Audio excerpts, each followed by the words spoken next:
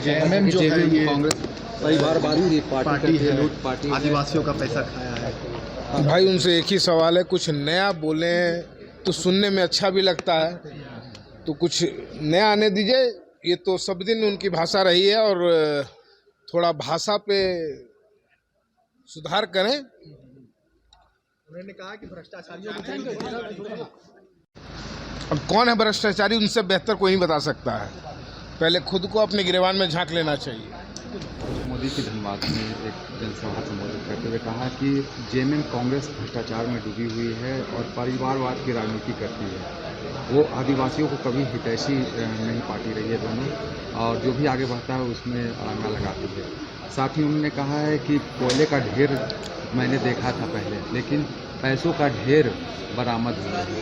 मोदी की गारंटी है सभी भ्रष्टाचारियों को बख्शा नहीं जाएगा। आदिवासियों के पैसे को जिसने लूटा है उसे जेल के अंदर डाला जाएगा। देखिए, मोदी जी क्या बोलते हैं, मुझे लगता है विरोधाभासी बातें बोलते हैं। उनके वॉशिंग मशीन में जो लोग चला जाएगा वो सभी सत्य हरिश्चंद्र हो जाएंगे। जो उनकी शर्तों को नहीं मानेगा, जो उनके साथ नहीं जाएगा, वो भ्रष्टाचारी हो गए। इनको भ्रष्टाचार, जो 70,000 करोड़ का भ्रष्टाचार का आरोप खुद मुख्य प्रधानमंत्री ने लगाया था अजीत पवार पर, आज उसका क्या हुआ? ऐसे कई एक दृष्टांत हैं, कई एक उदाहरण हैं।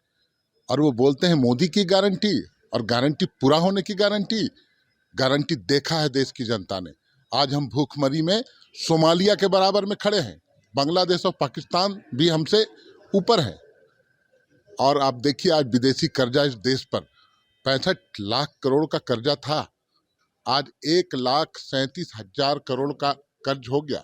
65,000 का कर्ज और 1,37,000 करोड़, ये गारंटी है। मोदी की गारंटी है कि इनके जो व्यवसायी मित्र हैं एक एक करके यहाँ के पैसे लेकर चंपत हो गए। ये गारंटी है। मोदी की गारंटी है कि पेट्रोल डीजल 100 के पार मिलेगा। मोदी की गारंटी है कि 1200-1300 रुपये में आपको गैस सिलेंडर मिलेगा। मोदी की गारंटी है, इनके राज्यों में जिस तरह से अपराध के आंकड़े बढ़ रहे हैं, पुलिस अभिरक्षा में मौतें होती हैं। अभी हरियाणा में आपने देखा होगा, इनेलो के जो प्रदेश अध्यक्ष थे उनको गोलियों से भून दिया गया। ये गारंटी है। ये गारंटी है कि विदेशी जो दूसरे राष्ट्र हैं, पड़ोसी राष्ट्र, वो हमारे भूभाग पर कब्जा कर लेते हैं।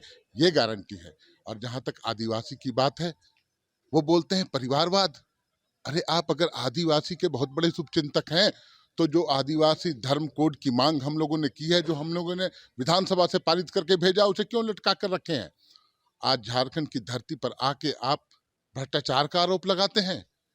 एक गवाह नहीं, एक सबूत नहीं, उसके बावजूद एक आदिवासी का बेटा आज जेल की सलाखों के पीछे है। झारखंड की जनता सब कुछ देख रही है।